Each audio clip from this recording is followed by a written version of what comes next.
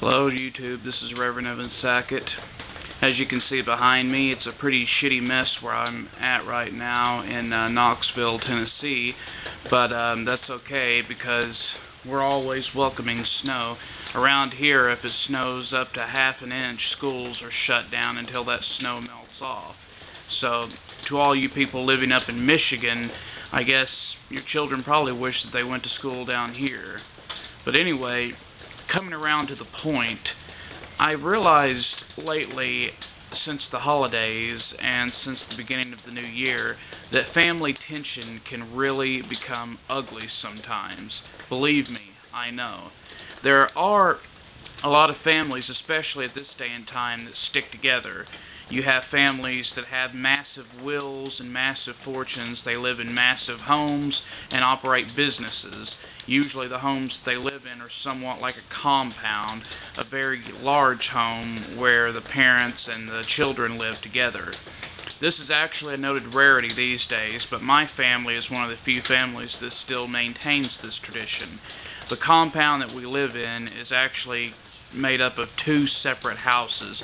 My grandparents live in the house to the left, and me, my mother, and my brother live in the house to the right, which we each own an equal 1/3 of.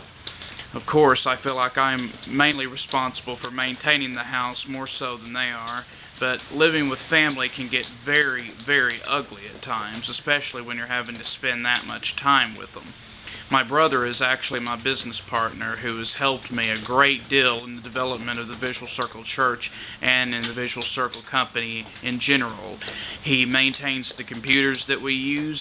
He's also a web designer that has helped me a great deal in designing the web pages that we use. He has helped all general creativity and general upkeep of the company involving the internet, which is about 99% of our makeup, as is the case with most companies these days. But just about everything we do, in fact everything we do pretty much, is done on the internet. So we have to have someone who knows the internet and knows computers to help us with this, and my brother is the best person for the job.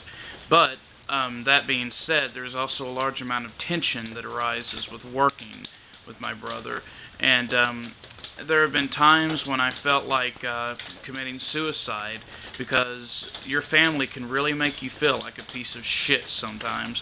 No matter how hard you try, no matter what you do, they keep on downing you and telling you that you're still not good enough, you're still not good enough. And sometimes you'll never be able to live up to your parents' expectations of what they think you should have been.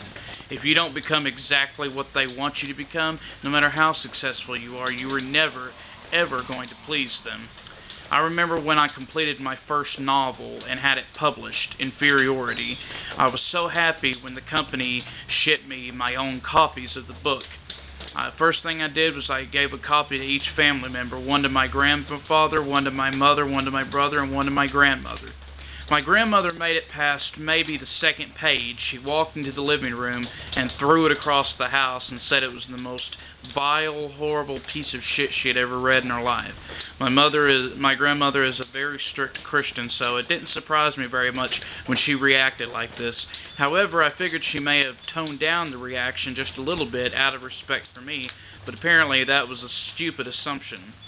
She did no such thing. And I never have requested that people bow down to me anytime I ever accomplish anything, but it would be nice to not be condemned all of the time and be put down constantly by other family members. But I suppose that's just something you have to deal with. And I guess a lot of you are probably wondering what the hell is the purpose of this video. Well, the purpose is to let everyone know that family are not always right. And to all you people out there who are suffering family tension, don't feel bad, because it's something that we all have to deal with. And it's something that I am especially having to deal with, because not only do I live with various members of my family, but I work with various members of my family. Indeed, the Visual Circle Limited Company is actually a partnership that my mother owns 23% of. The only reason I made her a partner was simply so I could call it a partnership. I own the majority of the company, but she still does own a large percentage of it, and yet she has no involvement in the company.